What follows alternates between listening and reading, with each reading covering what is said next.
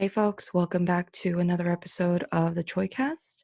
I am your beloved English teacher, and when I'm posting this, it is going to be Friday, May 5th.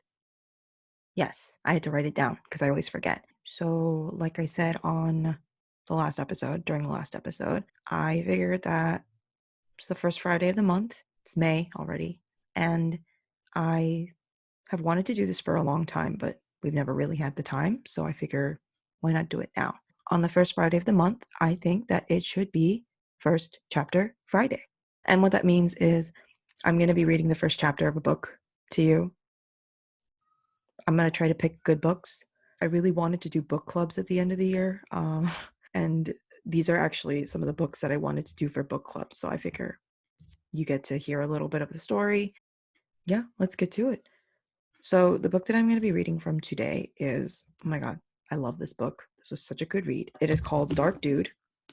It is by Oscar Hijuelos. When I first looked at the title of this book, I was like, oh, I'm worried. But there's kind of a reason why he titled it this way. It's a really fun read. So this is the book that I'm going to be reading from. I'll do the first chapter and I'll see if I want to talk about it. We'll see.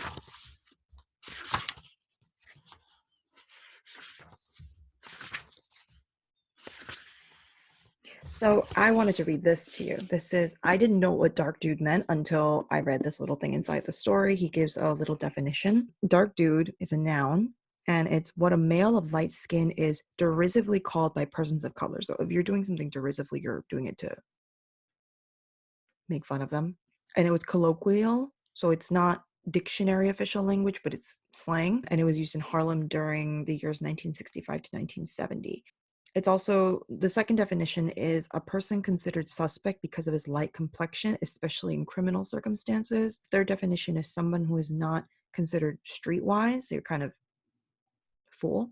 And number four, a white person considered not to be hip, straight, or uncool. And number five is an outsider, particularly in the context of ghetto society. And this is from the Hypothetical Dictionary of American Slang. So when we start reading this story, you're going to learn that a lot of people call the main character of the story Dark Dude, and you'll be able to see why. Well, even if they say life can be shitty, you really don't know the half of it until you've dug up an outhouse. This was the fourth time in 12 months that I'd gotten down into the nitty gritty and goop of it. And I'd had enough, for crying out loud. But I was doing it for my old neighborhood bro, Gilberto, not just because he'd have smacked me in the head if I didn't, but as a thank you, man, for letting me stay on his farm for so long. That's right, a farm. Anyway, let me tell you about how this New York City kid ended up around the corner from where he lived about 1,000 miles away in Wisconsin. First of all, you've got to be hearing music just now. Not with corny-ass violins and trumpets, but maybe some cool Motown, something way better than that kind of diddly country or polka music you can go nuts trying to avoid on the radios out here. Then you got to imagine time going backwards and everything slipping into reverse. Not to when there were dinosaurs or medieval ass knights trying to slay dragons, but just a few years. Now picture me on my stoop on a hot New York City summer afternoon with two comic books, a Spider-Man and a Fantastic Four, rolled up in my back pocket and dying to be read. While some kids are playing stickball down the street, I'm fused to the stoop because I'm supposed to be going to the AMP with my mom's, but she's been taking forever to get back from wherever she's been. I'm on my former altar boy best behavior, despite the comics I've just borrowed from the stationery store, and I have a pious look on my face, the one I always put on while wishing I could be doing something really devious instead, like tossing water balloons or dumping out a full garbage can at unsuspecting strangers from the rooftop, stuff I never had the nerve to do. So I was just sitting there when my pal Gilberto Flores, all 6'2" of him, came bopping up the hill from Amsterdam Avenue, wearing the biggest grin I'd ever seen in my life. No one else looked like Gilberto. He wore a giant afro, had a scar down the side of his face, big ears, and smiled all the time. I was always glad to see him.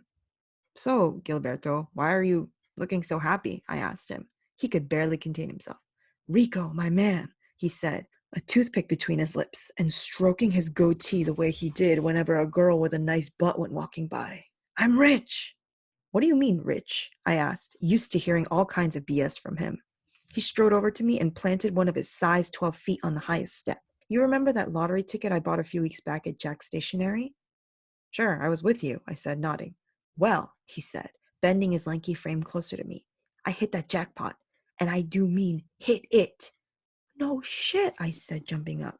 You mean like 1 million? Nah, man, I didn't get all the numbers, he said, shaking his head. But enough of them to make me some beaucoup bucks, he said, and he slapped me 5. Like, how beaucoup? I expected him to say maybe a couple of thousand. A lot, he said. Enough to get me the hell out of here. Yeah? How much? I asked again. He looked around the street. Then he pulled a little pad out of his back pocket and wrote down a number. Say what? I smacked my forehead. Damn, Gilberto, are you being for real? Like 75,000 bucks? Hey, not so loud, he said. And keep it under your hat, all right? But for real? I could feel my face heating up. You best believe it, he said, his smile stretching from ear to ear. Anyway, I got something for you, my little bro. He reached into another pocket. He pulled out some bills, his fists tight around them like they were drugs, slipping them into my hand. That's 200. But don't let on that I gave this to you, all right? $200. I didn't even look at them, just stuffed those bills into my pocket. But why are you giving me this? I asked. Because you were with me when I bought the ticket. Remember how I rubbed your head? It worked, man. You brought me the luck. Yeah? I asked, feeling proud of my scalp. You most certainly did. Then he grabbed me by my neck and started rubbing my head as if to relive the moment. I hated the lame-o, itchy ball crew cut my mom's insisted I get every summer, but hey, didn't it turn out to be his lucky charm? He spun me around a few times, then said, Go buy your mom's a new dress or whatever you want. Buy some of those sci-fi books you're so crazy about, all right? Damn, I said. Nobody's ever given me these kinds of bucks before. I felt like jumping up and down. Thanks for the solid. Ah, it's nothing. He rapped me on my shoulder. You're just my little bro, that's all. Well, that was kind of true. At 18 and being 3 years older than me, Gilberto was like the big brother I never had. I mean, he was always teaching me things, like how to fly a kite from a tenement rooftop without tumbling off the edge, and to tame pigeons with a broomstick and red handkerchief, to carve toy cars from balsa wood and to whistle really loud, the way to sneak into the movie theater on 110th Street on Saturday afternoons, how chicks trust guys who wear penny loafers, and how to tell if a girl is wearing falsies. Their boobies get this crumply thing happening. Gilberto even tried to get me into ice skating once, sort of, taking me down to Woolman Rink in Central Park, where he, an ace speed skater, used to meet his fancy East Sidey girlfriends. No matter how many times I wiped out, he was always there to help me up, telling me, try it again, Rico, because the next time you'll nail it. I mean, if it wasn't for Gilberto, I probably would never have gone anywhere outside the neighborhood. The guy always telling my moms, who was forever watching my ass, that he would look after me. His eyes were so sincere and warm that she would cut me slack sometimes as long as I was with him. So I guess we were like brothers, even if we didn't look that way. Gilberto being this dark-skinned Puerto Rican and me being, well, the palest Cubano who ever existed on the planet. No joke. In fact, Gilberto was one of the only guys in the neighborhood who didn't rag on me for looking like a whitey. Sometimes he got into the faces of dudes who'd called me a white Wonder Bread MF, and he even whooped some butts on my behalf. Now we just hung out on my stoop trying to stay cool, and I don't mean cool in the street way, but because it was just so freaking hot, as in pigeons looking dazed while they pecked around the sidewalk, as in sewers stinking like hell. My man, I gotta be going now, he said, getting up. Got me a date. And he did this thing with his hands like he was drawing the shape of a really fly-looking girl in the air. I'll catch you later, Rico, all right?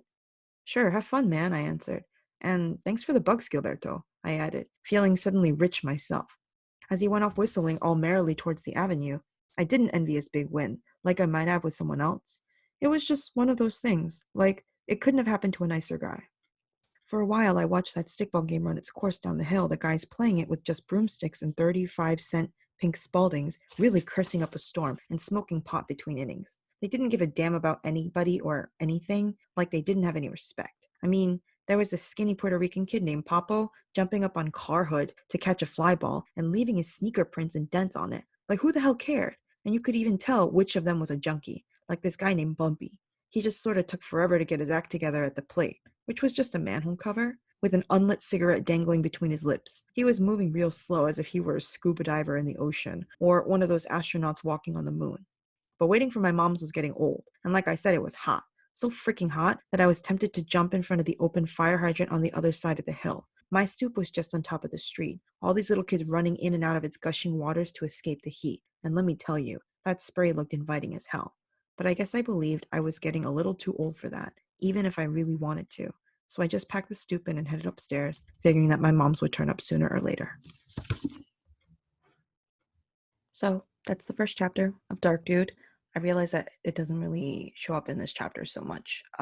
You get a little bit of it, but basically Rico is Cuban, but he's super light skinned. He's not mixed. He's just light skinned because sometimes genetics works out that way, and you end up looking a certain way.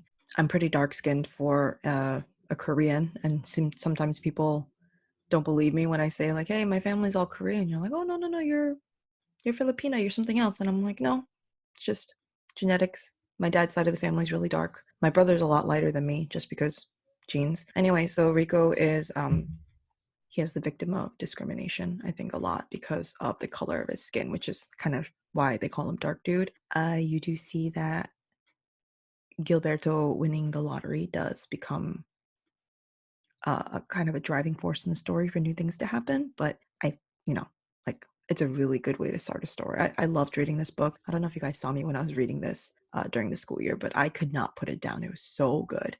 But I'm just going to do the first chapter because that's what First Chapter Friday is all about. Yeah, hope you enjoyed the shorter episode this week, just because shorter chapter. I'll be back on Monday, and oh, I got a good topic for Monday. You guys are going to enjoy this one. Have an excellent weekend, and I will see you guys on Monday.